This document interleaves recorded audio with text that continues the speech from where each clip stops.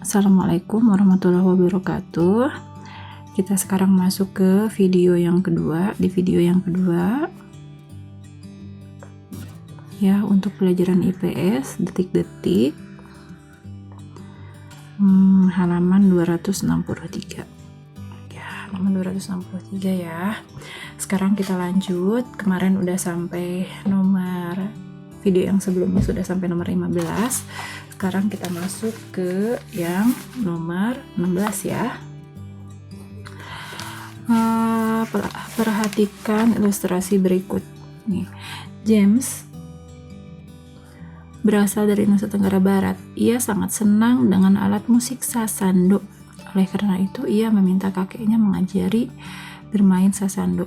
Berdasarkan ilustrasi tersebut, James telah turut melestarikan budaya daerah dengan cara mempelajari kesenian daerah dong, berarti ya, mempelajari kesenian daerahnya. Ini nomor 16 jawaban yang tepat, yang D ini mudah ya. Tidak ada bahasan lebih lanjut. Kita masuk ke soal yang nomor 17. Tiap-tiap suku bangsa di Indonesia memiliki rumah adat berbeda. Upaya yang dapat dilakukan untuk memanfaatkan keragaman rumah adat di Indonesia bagi sektor pariwisata adalah, ini nomor 17, jawaban yang tepat adalah menggunakan desain rumah adat untuk hotel. Ini adalah bentuk hotel yang unik, nanti akan menarik wisatawan untuk menginap di hotel tersebut gitu ya. Kalau yang B, mewajibkan masyarakat memiliki rumah adat, kan ini memberatkan. Yang C, menyewa rumah adat dengan harga yang tinggi, juga kemungkinan tidak akan ada yang mau kalau dengan harga tinggi. Menyatukan berbagai desain rumah adat, ini agak susah, terlalu ribet. Jadi yang bisa dilakukan adalah menggunakan desain rumah adat untuk hotel. Nomor 17 yang A, ini berguna untuk menarik perhatian pengunjung ya. Sekarang kita masuk ke soal nomor 18 ya, nomor 18 dan nomor 19 ya. 18, ulos merupakan salah satu hasil budaya suku Batak. Ulos merupakan salah satu hasil budaya suku Batak. Kain ini hanya dapat dibuat dengan cara tradisional. Keunikan tersebut menyebabkan banyak wisatawan yang membeli ulos sebagai cenderamata. Kondisi tersebut berdampak positif bagi warga, yaitu 18 jawabannya yang A ya. Membuka peluang usaha warga, atau B, meningkatkan penghasilan warga. Meningkatkan penghasilan warga. Jawaban yang lebih tepat, jawabannya yang 18 adalah yang B ya. Ke soal nomor 19 sekarang. Perhatikan ilustrasi berikut. Sejak kecil Rano menyukai wayang kulit. Orang tuanya mendaftarkan Rano ke sanggar dalang di kotanya. Dari sanggar tersebut Rano makin menyukai wayang kulit. Rano juga mengoleksi wayang kulit yang disimpan di tempat khusus agar awet dan bersih. Berdasarkan ilustrasi tersebut, perilaku yang dapat dicontoh dari Rano adalah merawat benda seni tradisional. Nomor 19, jawaban yang tepat yang C. Ini juga mudah ya. Sekarang kita masuk ke soal yang nomor 20. Kita masuk ke soal nomor 20 ya. Perhatikan gambar. Sikap yang ditunjukkan aparat negara pada gambar adalah, ini nomor 20 ini jawaban yang tepat adalah yang A, peduli sosial. Ini ketika ada warga yang sebagai korban banjir, warga tersebut adalah manula, jadi aparat berusaha untuk menyelamatkan manula tersebut dari bencana banjir. Jadi ini adalah peduli sosial. Nomor 21, Kerajaan Mataram kuno meninggalkan banyak peninggalan sejarah berupa candi. Salah satu candi peninggalan Kerajaan Mataram kuno yang masih digunakan untuk tempat peribadatan hingga saat ini adalah Candi Prambanan. Ya, yang A, Candi Prambanan. Untuk yang B itu merupakan Candi Bajang Ratu, itu merupakan peninggalan kerajaan Majapahit. Nah, ini untuk kerajaan Majapahit. Ya. Nah, untuk yang C dan yang D, Candi Jago dan Candi Jawi ini merupakan peninggalan kerajaan Singasari. Nah, untuk yang Majapahit ini, untuk yang Bajang Ratu, ya, dia itu fungsinya untuk gapura, sebagai gapura Bajang Ratu, sedangkan Jago dan Jawi berfungsi untuk menyimpan abu jenazah raja. Ya, jadi memiliki fungsi yang berbeda. Kalau yang Mataram kuno yang masih bisa dipakai untuk peribadatan, ini adalah Candi Prambanan. Nomor 21 jawabannya yang A. Nomor 22 ya. Masa Islam meninggalkan berbagai peninggalan sejarah berupa bangunan peninggalan sejarah masa Islam yang bermanfaat sebagai tempat mengatur pemerintahan disebut apa? Nomor 22 jawaban yang tepat adalah keraton. Jadi keraton itu adalah peninggalan sejarah Islam. Ya, yang B jawabannya. Keraton merupakan peninggalan sejarah Islam yang fungsinya sama seperti istana, ya, merupakan tempat tinggal raja. Kemudian rajanya mengatur dan menjalankan pemerintahan.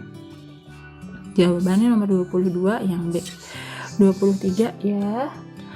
Pada masa penjajahan Belanda, rakyat di beberapa daerah mengangkat senjata melawan Belanda.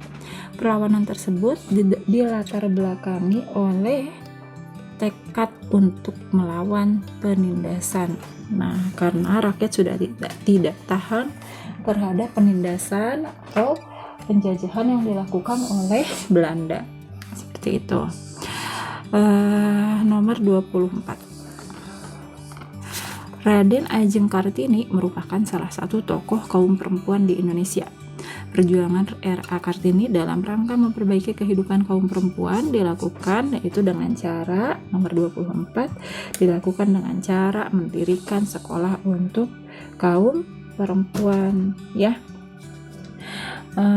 Ini adalah sekolah pertama yang didirikan oleh sekolah wanita pertama yang didirikan oleh orang Indonesia, jadi oleh Raden Ajeng Kartini.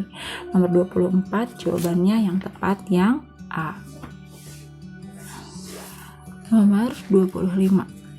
Pada masa pergerakan nasional, Kiai Haji Ahmad Dahlan mendirikan organisasi yang bergerak di bidang sosial pendidikan. Ya. Organisasi yang dimaksud ini adalah Muhammadiyah. Jadi Muhammadiyah itu didirikannya oleh Kiai Haji Ahmad Dahlan. Kalau nggak salah ini ada filmnya nomor 25 itu yang Muhammadiyah. Jawabannya ini pernah ada filmnya. Ibu pernah nonton film Indonesianya. Ya, sekarang masuk ke soal nomor 26. Suwardi Suryaningrat, kemudian F.E. Dekker dan Cipto Mangunkusumo merupakan pemimpin salah satu organisasi pergerakan nasional. Ini disebut juga, mereka bertiga ini disebut juga sebagai tiga serangkai, ya. Nah, tujuan organisasi yang dipimpin oleh ketiga tokoh tersebut apa? Nah, mereka ini adalah pendiri sekaligus pemimpin dari Indi Separtich. Jadi tujuan dari pendirian Indi Separtich ini adalah menumbuhkan dan meningkatkan jiwa persatuan semua golongan.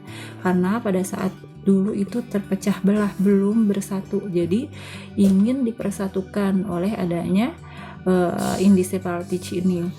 Kemudian memajukan tanah air dengan dilandasi jiwa nasional serta mempersiapkan kehidupan rakyat yang merdeka. Jadi nomor 26 jawaban yang tepat itu yang D. Oke, sekarang kita masuk ke soal nomor 27.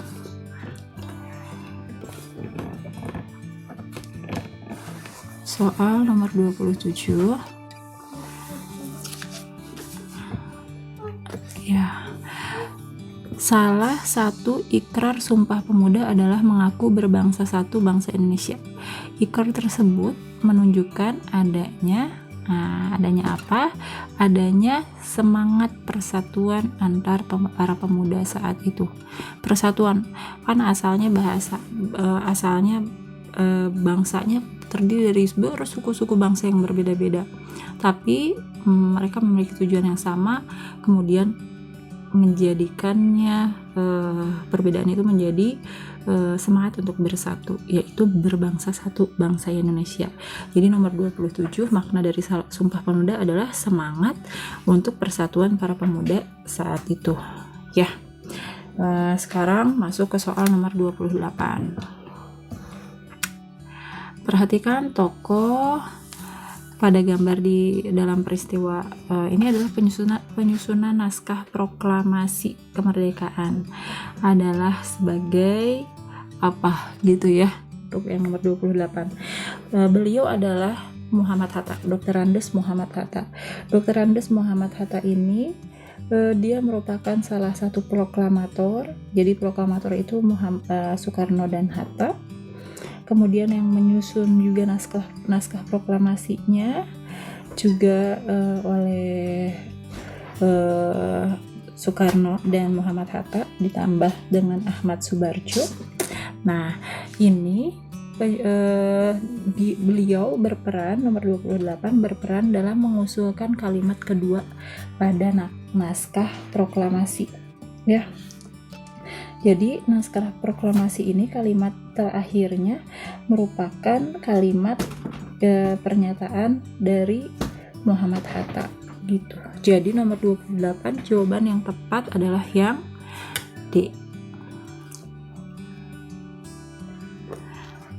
Nomor 29, Frans Mendur, seorang tokoh yang mengabadikan peristiwa pembacaan teks proklamasi kemerdekaan Indonesia dalam bentuk foto.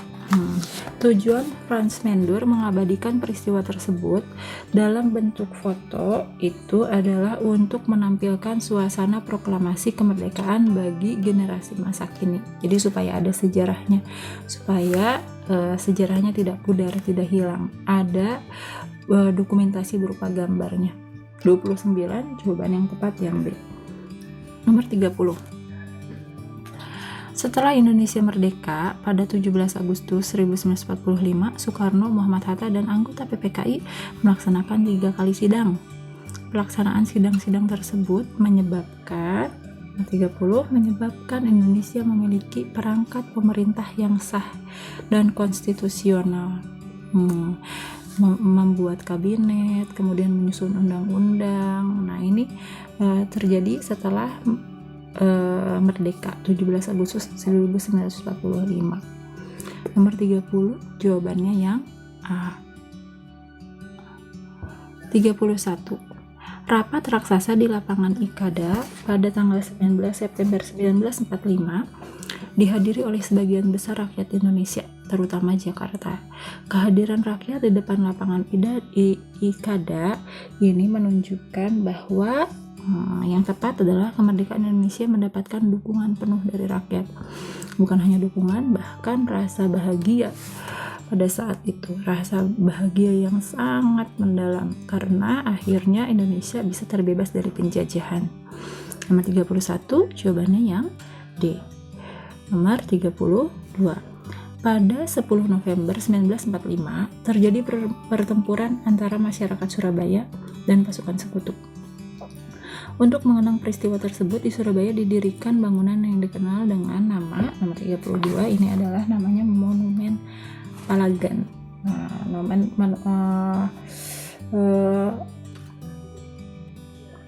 Ini Tugu Pahlawan ya, Tugu Pahlawan yang tepat. Nomor 32 jawabannya yang C. Jadi 10 November juga ditetapkan sebagai Hari Pahlawan karena pada tanggal 10 November ini terjadi banyak pertumpahan darah. orang-orang Surabaya atau area Surabaya itu berjuang untuk mempertahankan kemerdekaan Indonesia. Ini adalah perjuangan pasca kemerdekaan untuk mempertahankan kemerdekaan ya, 10 November 1945 ini. Nomor 32 jawaban yang tepat yang C. Sekarang kita masuk ke soal yang nomor 33. Nah, bentuk globalisasi di bidang ekonomi yaitu adanya perdagangan bebas antara negara. Peran aktif Indonesia dalam perdagangan bebas itu adalah menjalin kerjasama dengan investor kepada investor agar berinvestasi di dalam negeri. Ini adalah bentuk kerjasamanya. Ya, kalau yang B ini bukan di bidang ekonomi tapi di bidang sosial budaya. Yang C ini bukan perdagangan bebas, ini yang C. Yang nomor 39C ini tenaga kerja ya. Yang D mengimpor kendaraan berat dari negara lain untuk mendukung pembangunan. Tidak. Jawaban yang paling tepat yang A.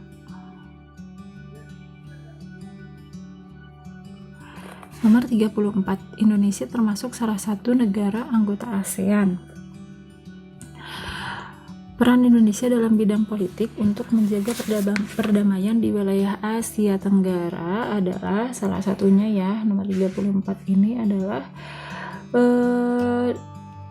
berupaya menciptakan perdamaian di kawasan Asia Tenggara, yaitu berperan sebagai mediator di antara negara yang sedang mengalami konflik.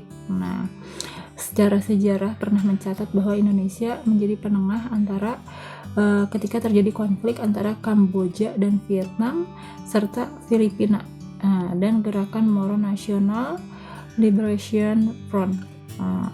Nah, jadi nomor 34 ini jawabannya yang tepat yang D, menjadi penengah antar negara yang sedang mengalami konflik. Nah, sekarang masuk nomor 35. Arus globalisasi membawa dampak pada sektor industri yang semakin berkembang. Perkembangan industri dapat menimbulkan kerusakan lingkungan karena alih fungsi kawasan hutan untuk lahan perkebunan sawit. Upaya tepat untuk mengatasi dampak negatif dari globalisasi tersebut adalah, jawaban yang tepat adalah menghijaukan lahan kritis dengan gerakan penanaman sejuta pohon. Ini bisa mengurangi polusi. Selain itu juga bisa mengembalikan fungsi hutan yang sebetulnya bukan sebagai perkebunan sawit, tapi fungsi yang utamanya adalah sebagai paru-paru dunia, pemasok oksigen dan penyerap karbon dioksida. Nah, berikut itu selesai untuk video yang kedua. Untuk materi IPS ini nanti kita lanjut di video yang selanjutnya. Jadi tadi nomor 35 jawabannya yang tepat yang C ya, menghijaukan lahan kritis dengan gerakan penanaman sejuta pohon. Nah, begitu. Assalamualaikum warahmatullahi wabarakatuh.